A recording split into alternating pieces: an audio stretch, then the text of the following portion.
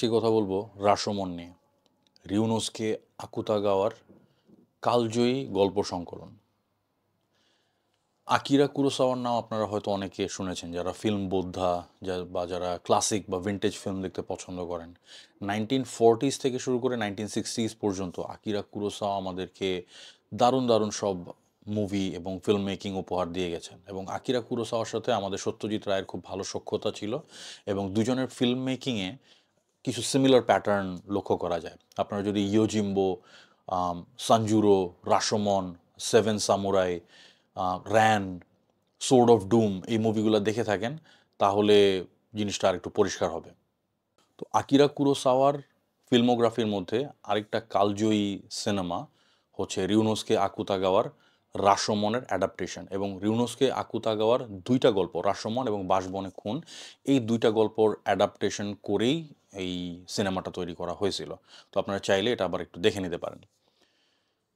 তো রিউনোসকে আকুতাগাওয়ার জন্ম 1800s-এর শেষ দিকে। তো উনি বেসিকলি 1900s-এর শুরুর দিকের মানুষ, 19 শতকের শুরুর দিকের মানুষ। কিন্তু ওনার লেখাতে সামুরাই যে এরাগুলো, এবং বিশেষ করে সামুরাই এরাগুলো যখন শেষের দিকের পর্যায়ে, বা সামুরাই এরাটা যখন মোটামুটি ডিমিনিশড হয়ে যাচ্ছে, ওই সময়কার কাহিনীগুলো উঠে আসছে। তো আপনি ইম্যাজিন করেন ফিউডাল জাপান। ফিউডাল জাপান বলতে কতটুকু বোঝেন? ফিউডাল জাপান বলতে আমাদের সেই টোকুগাওয়া, মেইজি, এদো পিরিয়ড, এইসব এরাগুলাতে যে ফিউডাল একটা অবস্থা ছিল, দ্যাট মিনস ফিউডাল জাপান বলতে সোজা বাংলা আমি যদি বলি, ইটস কাইন্ড অফ লাইক মাৎসন্যায়। ওই সময় যে অর্ডার ছিল, that was also a disorder. তো এখানে বিগ ফিশ ইট লিটল ফিশ এরকম ধরনের একটা সিচুয়েশন ছিল। এবং সামুরাইরা ওখানে সমাজ ব্যবস্থার একটা প্রমিনেন্ট সেকশন হিসেবে বা এলিট হিসেবে তারা বিরাজমান ছিল। এবং শোগান যারা পাওয়ারে থাকতেন, বা সেন্ট্রাল পাওয়ার অথবা সেন্টার অফ অল পাওয়ার্স যেখানে শোগানকে ধরা হতো, তো শোগানের ডান হাত থাকতেন এই সামুরাই এবং সামুরাই লর্ডরা। তো তাদের বিভিন্ন ধরনের ভূমিকা ছিল।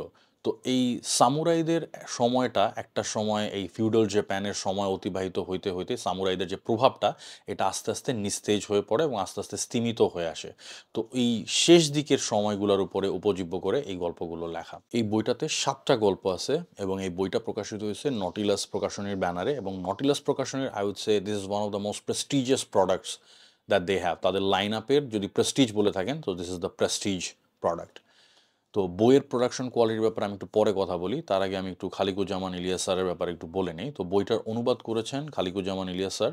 তো আপনারা মোটামুটি যারা অনুবাদ সাহিত্য বা বাংলাদেশের অনুবাদ সাহিত্যের বিকাশ অথবা বাংলাদেশের অনুবাদ সাহিত্যের প্রগ্রেশনের ব্যাপারে যারা মোটামুটি জ্ঞান রাখেন বা যারা ফলো করছেন এই ব্যাপারগুলো, তারা অবশ্যই খালিকুজ্জামান ইলিয়াস স্যারের নাম জানেন।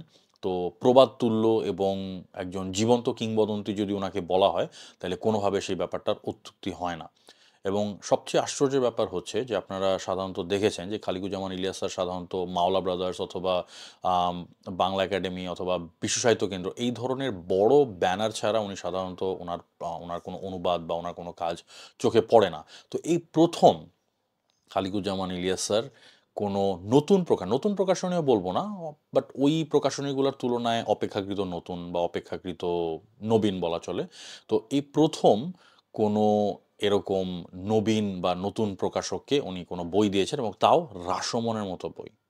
তো খালিকুজ্জামান ইলিয়াস স্যারের অনুবাদ সম্পর্কে কমেন্ট করার বা এটার ব্যাপারে কোনো রেটিং দেওয়ার বা এটার ব্যাপারে কোনো মতামত দেওয়ার মতো বড় মাপের আমি কেউ না। বা শুধু এইটুকু পাঠকদের সুবিধার্থে আমি শুধু এইটুকু বলবো যে রাশোমনের অনুবাদ এর চেয়ে বেটার হয়তোবা এই সমসাময়িক কালে বা মোটামুটি বিগত 1-2 জেনারেশনের মধ্যে কেউ করে দিতে পারবে না। তো খালিকুজ্জামান ইলিয়াস স্যারের অনুবাদ যারা আগে পড়ছেন, they know what I am talking about. আর যারা পড়েননি, ইউ আর মিসিং আউট। তাড়াতাড়ি ভাই এটা কালেক্ট করে আগে একটু পড়ে দেখেন। ইউল নো যে অনুবাদ সাহিত্য কত দূর পর্যন্ত আগাইতে পারে, এবং অনুবাদ সাহিত্যের পিনাকল বলতে আমরা কি বুঝতে পারি বা কি এক্সপেক্ট করতে পারি, সেটার একটা টেস্ট আপনি এখানে পাবেন। এখানে যে গল্পগুলো আছে, গল্পগুলোর নামগুলো আমি আপনাদের একটু বলি। প্রথম গল্প হচ্ছে রাশোমন, দেন হচ্ছে বাঁশবনে খুন, কেসাও মরিতো, মাকড়সার জাল, পায়েস, ড্রাগন আর শহীদ। আচ্ছা, এই গল্পগুলোর মধ্যে একটা গল্প, বিশেষ করে মাকড়সার জাল যে গল্পটা, এই গল্পটার উপরে বেস করে একটা অ্যানিমেটেড না, একটা puppet show, kind of like a puppet show অনেক আগে, অনেক ছোটবেলায় আমি বিটিভিতে দেখছিলাম। তো গল্পটা পড়ার পরে আই ওয়াজ কোয়াইট সারপ্রাইজ, আরে এই গল্প এখানে! এটা অনেক আগে যখন যে বিটিভিতে জাপানিজ কিছু প্রোগ্রামস দেখাইতো ওখানে, ওই নিপ্পন টিভি সৌজন্যে। তো ওই প্রোগ্রামগুলোর মধ্যে আমি এটার একটা মানে পাপেট শো দেখছিলাম। তো এটা একটা মানে মোটামুটি জাপানিজ কালচারে এটা একটা লেজেন্ডারি গল্প বলতে গেলে। জেনারেশন থেকে জেনারেশন লোকজনের মুখে, মুখে এই গল্পটা চলতেছে। মাকড়সার জাল যে গল্পটা। সো আমি সারপ্রাইজ হলাম যে, ও আচ্ছা তাইলে এটা এখান থেকে আসছে। সো রিউনোসকে আকুতাগাওয়ার গল্প এটা। ৭ টা গল্প এখানে, ৭ টা ডিফারেন্ট ফ্লেভারের।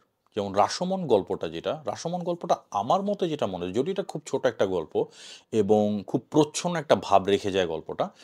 বাট আমার মতে যেটা মনে হয়েছে যে এটা একটা ফোরশ্যাডোয়িং, মানে এটা জাস্ট আমি আমার personal point of view share করতেছি। এটা একটা ফোরশ্যাডোয়িং, সেটা হচ্ছে যে যদি পৃথিবীতে কখনো পোস্ট অ্যাপোকালিপটিক কোনো ইভেন্ট হয় বা ধরেন ডুমসডে টাইপের, যেখানে পৃথিবীর প্রায় সবই ধ্বংস হয়ে যাচ্ছে, কিছু মানুষ বেঁচে যাবে, সভ্যতার অল্প একটা ফ্র্যাকশন বেঁচে যাবে, তো তাদের অবস্থা কীরকম হয়, এরকম পোস্ট অ্যাপোকালিপটিক কোনো ইভেন্ট যদি হয়, তারপরে কীরকম হতে পারে এবং কারা ক্ষমতা দখল করবে এবং কাদের ভূমিকা কীরকম হবে, সেই জিনিসটা আমার মনে হয় যে এই গল্পের থ্রু রিউনোসকে আকুতাগাওয়া ফোরশ্যাডো করার চেষ্টা করছেন। এটা আমার পার্সোনাল উপলব্ধি। যদিও এটা খুব ছোট একটা ঘটনা, এখান থেকে একেকজন একেক ধরনের উপলব্ধি নেবেন। বাট আমার কাছে জিনিসটা অনেক ডিপ মনে হয়েছে। বাঁশবনে খুনটা এটা ক্লাসিক সামুরাই স্টোরির মতো না। এটা মোটামুটি আপনি একটা ক্রাইম ইনভেস্টিগেশনের মতো জনরার মধ্যে আপনি ফেলতে পারেন, বাট পুরোপুরি সেটার মধ্যে ফেলা যাবে না। এখানে রিউনোসকে আকুতাগাওয়া ৩ টা ডিফারেন্ট পার্সপেক্টিভ থেকে একটা ক্রাইম তুলে ধরার চেষ্টা করছেন এবং পারসন টু পারসন ন্যারেশন কতখানি চেঞ্জ হয়ে যায় এবং সেটার আদলে অ্যাকচুয়ালি কোনো গল্পের সত্যতা বলে যে কিছু থাকে না, সেই জিনিসটা উনি দেখায় দিয়েছেন। তো বাঁশবনে খুন গল্পটা রিয়েলি ইন্টারেস্টিং। আর আমার মানে এই বইয়ের মধ্যে আমার অন্যতম পার্সোনাল ফেভারিট হচ্ছে পায়েস গল্পটা। পায়েস গল্পটা আমার কাছে অনেকটা রাশিয়ান লিটারেচারের মতো মনে হয়েছে। রাশিয়ান লিটারেচার যেরকম হচ্ছে যে চারিদিকে মানে পারিপার্শ্বিকতা যেখানে রুক্ষ, চারিদিকে রুক্ষতা বেষ্টিত। বাট এর মধ্যে রাশিয়ান রাইটাররা খুব কোমল একটা নিষ্পাপ একটা বিষয় তুলে আনতেন। এখানে পায়েস গল্পটা আমার কাছে ঠিক সেরকম লাগছে। Kind of like a slice of life জনরার একটা গল্প, বাট খুবই সুন্দর। এখান থেকে আপনি আপনার মতো উপলব্ধি টেনে নেবেন বা আপনি আপনার মতো উপসংহার টেনে নেবেন। বাট গল্পটা পড়তে আপনার কাছে খুবই ভালো লাগবে। তো বইটা সাইজে খুব একটা বড় না। আপনি চাইলে এক বসায় পড়ে শেষ করতে পারবেন, আবার চাইলে ভাগ, ভাগ করে পড়তে পারেন এবং বইটা ক্রাউন সাইজের এবং এটার প্রচ্ছদ দারুণ। এটার অলঙ্করণগুলো করছে আমাদের সিজার, আমাদের আরেফিন খান, আমাদের খুব ক্লোজ ছোট ভাই। বইটাতে রঙিন পুস্তানি ইউজ করা হয়েছে। ভিতরে আর্টওয়ার্ক যতটুকু সম্ভব ইউজ করা হয়েছে এবং রিয়েল আর্টওয়ার্কগুলো ইউজ করার চেষ্টা করেছে এবং পুরোপুরি জাপানিজ ফ্লেভার আনতে কোনো ধরনের কোনো কসুর করে নাই নটলেস প্রকাশনী। এবং ইভেন দেখেন রাসমন লেখাটাও জাপানিজ স্টাইলে লেখা হয়েছে, জাপানিজ ফন্টে লেখা হয়নি, বাট ওরকম ওই উপর থেকে নিচে ওভাবে লেখা হয়েছে। So I absolutely love the অলঙ্করণ এবং প্রচ্ছদ অ্যান্ড এভরিথিং। আর এটার কয়েকটা জায়গায় কতগুলো ভিন্টেজ এলিমেন্ট ইউজ করা হয়েছে। ফর এক্সাম্পল এখানে পৃষ্ঠাগুলোতে এরকম ওই যে রেড যে অলঙ্করণ বা পৃষ্ঠার মানে এজ অলঙ্করণ সেটা করা হয়েছে। ফন্টটাও একটু ভিন্টেজ ফন্ট। আর দেন আমাদের যে হিসাব খাতা বা যে টালি খাতাগুলো আপনারা দেখেন, ঠিক ওই স্টাইলের একটা প্যাটার্ন এখানে এজে আনা হয়েছে এবং এই জিনিসগুলো আনতে খুব কঠিন। আর সবচেয়ে বড় কথা, আমি যদি জ্যাকেটটা খুলে ফেলি, তাহলে জ্যাকেটটা খুলে ফেলার পরে এটা যে বাঁধাইটা দেখবেন ইউনিক। এবং পুরনো যে জাপানিজ বইগুলো আছে, পার্চমেন্ট বই বা তাদের যে তাদের স্ক্রোল টাইপের যে বইগুলো থাকে, ওই বইগুলাতে এই ধরনের বাঁধাইটা করা হয়তো অনেক কষ্টে এই বাঁধাইয়ের যে ফিনিশিংটা এটা আনা হয়েছে এবং এই জিনিসটা পুরোপুরি হাতে করা হয় কোনো রকম মেশিনের স্পর্শ ছাড়াই। তো মানে জাপানিজ ফ্লেভার আনতে কোনো ধরনের মানে they didn't leave any stones unturned. Production quality এবং ছাপার কোয়ালিটি দুর্দান্ত। আর বইয়ের সাথে আপনারা পেয়ে যাচ্ছেন ৩টা বুকমার্ক, ৩টা বুকমার্ক না, একটা বুকমার্ক আর ২টা ক্যারেক্টার কার্ড। তো এই হচ্ছে সেই বুকমার্কটা আর এই হচ্ছে সেই ক্যারেক্টার কার্ড দুটো। এই দুটোও নাইস। এখন এই বইটা কেন আপনার পড়া উচিত সে ব্যাপারে অল্প কিছু কথা বলবো। সেটা হচ্ছে রিউনোসকে আকুতাগাওয়ার লেখা অত্যন্ত গভীর এবং সবচেয়ে বড় ব্যাপার হচ্ছে উনি শব্দে বীভৎসতা না এনে একটা সিচুয়েশনের বীভৎসতা যেভাবে তুলে আনতে পারেন, that's the Mashrafe in writing. এবং শব্দশিল্প বলে যেটা বলা হয়, সেই শব্দশিল্প এখানে আপনারা দেখতে পাবেন। আর খালিকুজ্জামান ইলিয়াস স্যার উনি সেই শব্দশিল্পের যে এসেন্স এটাকে পুরাপুরি প্রিজার্ভ করার সম্পূর্ণ চেষ্টা করেছেন এবং উনি সফল। এই ক্ষেত্রে আমার দৃষ্টিতে উনি সফল। বইটার প্রাইসিং নিয়ে কিছু কথাবার্তা আসে, তো সেই ক্ষেত্রে আমি একটা উদাহরণ আপনাদেরকে দিব। এই আমার হাতে ২ টা মার্কাস অরেলিয়াসের মেডিটেশনস দেখতে পাচ্ছেন। এটা একটা, এটা একটা। তো এটা দেখা পেঙ্গুইন ক্লাসিক্স মনে হলেও এটা অ্যাকচুয়ালি পেঙ্গুইন ক্লাসিক্স না। এটা নীলক্ষেত থেকে আমি ৳১৫০ দিয়ে কিনছি মাত্র। এটা হচ্ছে গ্রেগরি হেইজের ট্রান্সলেশনটা। আর এটা হচ্ছে জর্জ লং এর। বাট আই উড সে যে এইটার মধ্যে কনটেন্ট অ্যাকচুয়ালি কম। এটার মধ্যে খুব আহামরি, মানে এটা জাস্ট ট্রান্সলেশনই। এটার মধ্যে কোনো মানে বর্ণনা বা বিশ্লেষণ এরকম কিছু, মানে অ্যানালিসিস টাইপের কিছু নাই। অথচ এটার মধ্যে কিন্তু অ্যাকচুয়ালি কনটেন্ট বেশি। বইটা সাইজে ছোট হলেও এটার মধ্যে কনটেন্ট বেশি ইন দ্য সেন্স যে এখানে কিছু আ টিকা আছে, কিছু বিশ্লেষণ আছে, কিছু বর্ণনা আছে। এটা kind of like straight up translation. কিন্তু এটার প্রাইস অনেক বেশি। এটা বাইরে থেকে আনানো হয়েছে। এটা ৳১,০০০ র উপরে দাম। সো তো ব্যাপার হচ্ছে এটা সবার জন্য না, এবং এটাতে দেখেন এই যে এরকম স্প্রে এজ করা আছে। মানে মোটামুটি মানে একদম premium, premium as premium stuff gets. তো এই ২ টার মধ্যে দামের পার্থক্য, মানে আপনারা অনেকেই বলতে পারেন যে ২ টা তো সেম কনটেন্ট, দামের পার্থক্য কি জন্য হবে? ভাই এইটার যে কোয়ালিটি আর এটার কোয়ালিটি ডিফারেন্ট। আর সবচেয়ে বড় কথা, এইটার পাঠক এবং এইটার পাঠকও আলাদা, এবং এইটার বায়ার এবং এইটার বায়ারও আলাদা।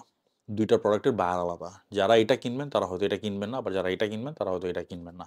So there is a price for everything এবং there is a customer for every product.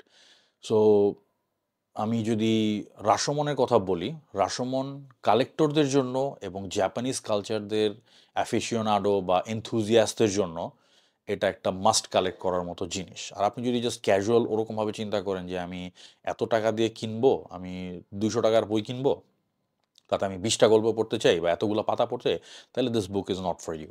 So এটা স্ট্রিক্টলি কালেক্টরদের জন্য এবং সাহিত্যের সমজদারদের জন্য এবং অনুবাদ সাহিত্যের সমজদারদের জন্য। সো বইটা ফ্যান্টাস্টিক। মানে এই ধরনের প্রোডাক্ট বা এই ধরনের বই এখন বাজারে, মানে আমার মনে হয় না দ্বিতীয়টা আপনি পাবেন। সো যাদের এটা কালেক্ট করার দরকার, তাড়াতাড়ি এটার আপনারা অর্ডার দিয়ে ফেলেন। এটা এখনো পর্যন্ত স্টকে আছে কিছুটা। আর সবচেয়ে বড় কথা, এই ভিডিওটা এখানে শেষ না। এটার একটা ২য় পার্ট আছে। এই পার্টটা আমি চেষ্টা করব আজকে রাতেই আপলোড দেওয়ার জন্য, এবং এখানে আমার যে কপিটা আপনারা দেখছেন, এটা খালিকুজ্জামান ইলিয়াস স্যারের নিজের হাতে অটোগ্রাফ দেওয়া। তো আমি এই বইটার একটা গিভঅ্যাওয়ে থাকবে। এই রাশোমন বইটার একটা গিভঅ্যাওয়ে থাকবে, বাট এটা এই ভিডিওতে না। এটা আমি আজকে সেকেন্ড যে ভিডিওটা আপলোড করব রাশোমন বিষয়ক, সেই ভিডিওটাতে এটার অ্যানাউন্সমেন্ট দেওয়া থাকবে। তো আপনারা সেকেন্ড পার্ট, এই ভিডিওটা যারা দেখছেন তারা অবশ্যই সেকেন্ড পার্টটাও একটু দেখার চেষ্টা করবেন এবং গিভঅ্যাওয়েতে অংশ নেওয়ার চেষ্টা করবেন। তো রাশোমন সম্পর্কে আমার তরফ থেকে এই পর্যন্তই।